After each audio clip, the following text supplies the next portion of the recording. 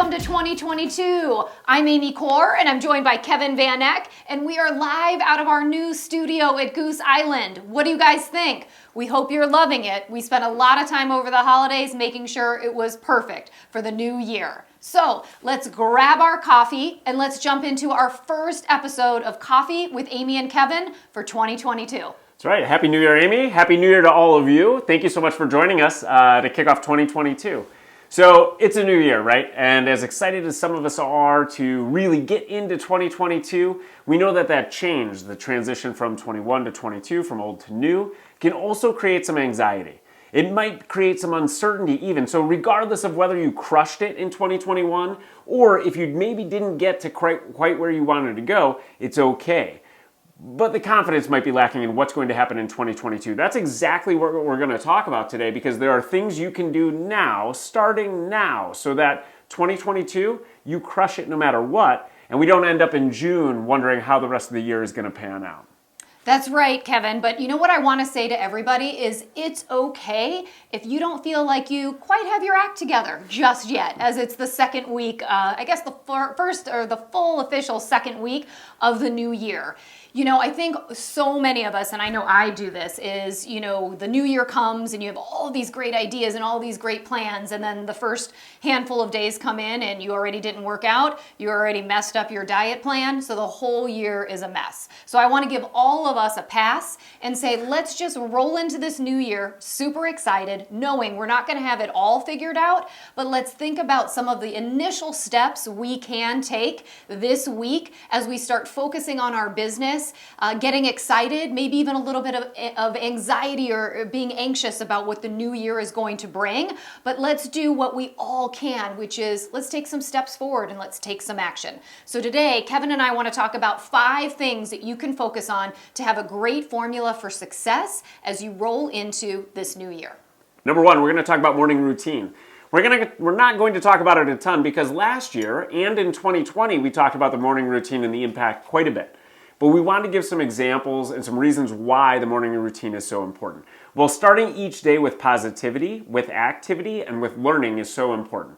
And there's 2 great examples I have. One is Sharma. He's an author. We talked about him last year, and we talked about him in 2020 as well. And Sharma wrote the 5 a.m. Club. Now, don't be nervous. It doesn't mean you have to get up at 5 a.m., although he encourages it. But he says to start every day with 3 things. The first is meditation. The second is energy or activity, moving your body. And the third is learning, reading or spending some time learning something new, reading a book perhaps.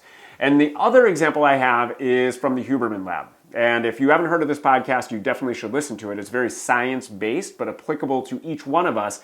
And what Huberman says is that we start each day with 2 things. One is activity, so we're consistent there. The second is with forward motion into light, meaning getting outside, walking around. And so choose the morning routine that works for you. It's a great way consistently to start your day with positivity and some activity to get the blood going, which again energizes your mind. And Amy, we could talk about the science behind a morning routine and the activity for hours. We're not going to do that. What we suggest is you do a little bit of research, create a morning routine for yourself that's manageable, that you can actually do day in and day out, and take it from there to kick off 2022. Thanks, Kevin. I think that is super important when it comes to morning routine. I know for myself, when I get my day started right, it makes all the difference in how my day goes. So, you know, we may not get it perfect every time, but if you at least try to have a morning routine most days during the week, I think you're going to see a big difference in your attitude and just your overall performance and success. All right, so number 2, we want to talk about the idea of valuing your time and your relationships. So I want to talk about time first. It's important to value your time because there's only so much of it. We only have 24 hours in a day, and we have to balance a ton of things, a lot of personal things and a lot of professional things. So I want you to think about your time and the best use of your time as it pertains to your business. And I'm going to say it, and I know you may not love this, but one of the things that we encourage you to focus on when you are putting your energies towards growing your business is focusing on the people who know, like, and trust you. value. So that is valuing and focusing on your relationships. And what that does mean is probably taking a look at your CRM.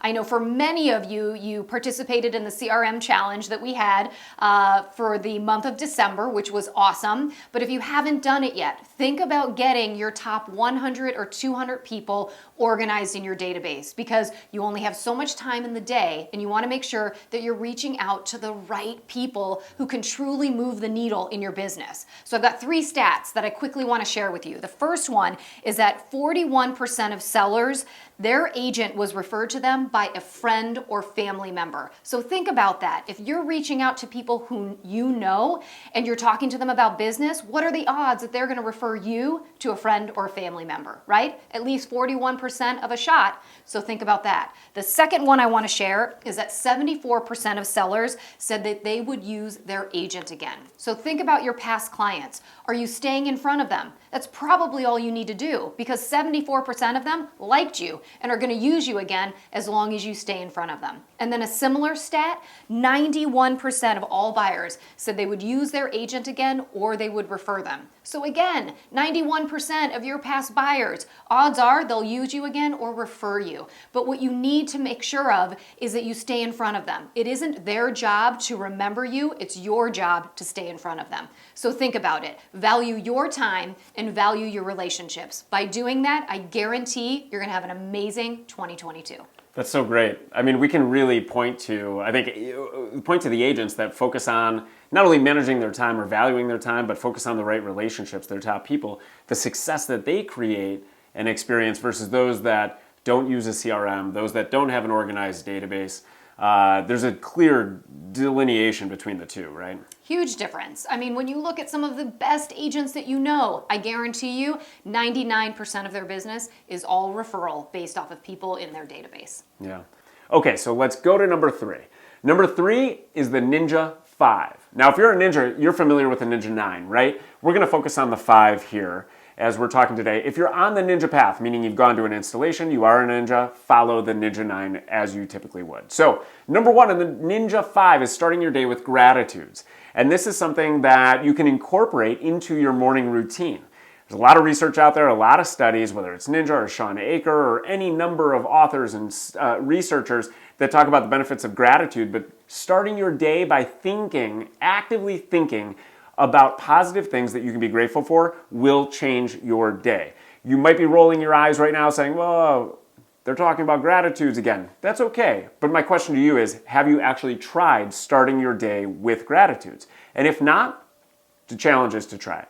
Number 2, you're your own boss, right? We've talked for years about how you're the CEO of your own business. No one's telling you to show up. You have to choose to show up. So number 2 is to show up as if this is your job, because it is. And that means going to an office, going to your home office, getting dressed like it's a real job. And I know it's hard after the holidays, but really treating this like a career, even if you're not meeting clients that morning, that day. And it's it's really visible to us as we've been having Zoom meetings with agents, and agents are in their homes and they're Zooming with us, and we can see in the background what's happening. We can see the way that they're dressed. Is that we see a real impact in the way that they approach their day and the results they create based on whether or not they're showing up as if it was a real career. So the challenge is show up, get dressed, get ready, regardless of what you have going on that morning. Snap out of the holiday, eating cookies in the morning and laying around in your pajamas till noon. If that's what you've done, let's get to work. Number 3 is making people feel good. And the way we're suggesting to do this, write 2 note cards. 2 handwritten notes every day. Think about the last time you've received note cards. Did it make you feel good? Great. If it did, you know how it feels to the people that you're writing notes to. If you haven't received any notes lately, maybe you should start writing some notes. Maybe people will send some to you. So with that, writing handwritten notes makes people feel good. It makes you attractive to them, and people want to make you feel good when you make them feel good. And the last 2 both relate to your database. Amy was just talking about focusing your time, focusing on the relationships that matter. And this is where we're going to focus on our database of our hot and warm list. And if you remember, a warm list are the people in your database that are likely to buy or sell in the next 12 months. No guarantee. They may not even know it yet, but you know that they have a life change either coming up or they're experiencing it now. The second is your hot list. Hot list are the people you're actively working with. They've told you that they want to list with you. They're either ready to list or are listed, and these are buyers that are actively looking now. The reason we review each of these lists each day is so they are top of mind. And this is especially important in a low inventory market, and the reason being, we cannot let an opportunity go by. When we focus on our warm list and our hot list, specifically our hot buyers, as we receive new listing emails, as we receive new listing communication, however it is, whether it's through ZenList or another tool that we may use, you now have those buyers top of mind so you can make a connection even if it's not obvious. When you focus on your hot and warm list every day, those people stay top of mind so that you can actually make things happen when they otherwise wouldn't. I love it. I love it. I love it. The Ninja 5. I know we have the Ninja 9, but the first 5, honestly, are the most critical. And I think it's just such a nice way to kind of anchor your day and get yourself organized as you get back into a routine. So coming off of that, what I want to talk about, number 4, is really simple. It is what you focus on expands. And I want you to think about that. Really think about it, because if you're focusing on being nervous about this year and what it's going to be, guess what? That nervousness is going to expand into everything that you're doing. So I want you to take a step back and remember, why am I doing this? What's my why? Why am I in this business? Why do I love real estate? And start thinking about all the amazing things that you can accomplish. Because when you focus on that, it does expand. It expands out into your universe, out into your sphere of influence, and before you know it, amazing things are happening. The other thing that I want you to do when you think about focusing on something for the year is I want you to think of a word or a phrase. And I was actually thinking about this and talking with Kevin the other day that I do have a phrase for the year. And it was a reflection of just thinking about last year and some of my goals as I'm going into 2022. And the one thing that I've decided to say to myself is ask for help. That's my phrase for the year. And I don't mean ask for help because I'm helpless or ask for help because I'm too lazy to do it myself. But what I recognize is I want to ask for help because I know that I want to aspire to do things this year.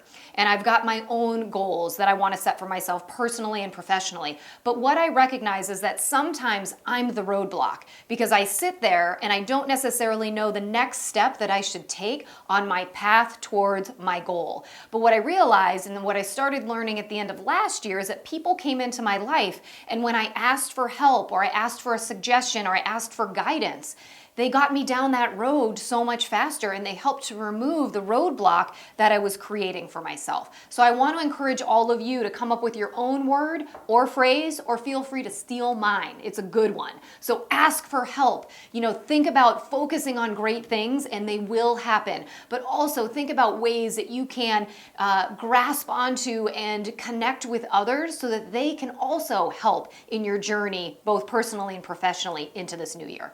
It's really great. That was a great transition because the phrase "what you focus on expands" actually comes from Ninja as well. I'm sure it's elsewhere too, but I love your phrase. Yeah. It's To really ask good. for help, I liked it. I came up with it myself, I know. and he kind of wanted to steal it, but it's all mine. We have to have a different one. I'll let you borrow it. I'll share mine in the next episode, so little teaser. So let's go to number 5. Let's wrap up this list of 5. Number 5 is really simple. It's provide more value to those around you. And one of the ways you can do this is providing value to yourself, I guess, is by increasing the knowledge that you have so you can share it with others.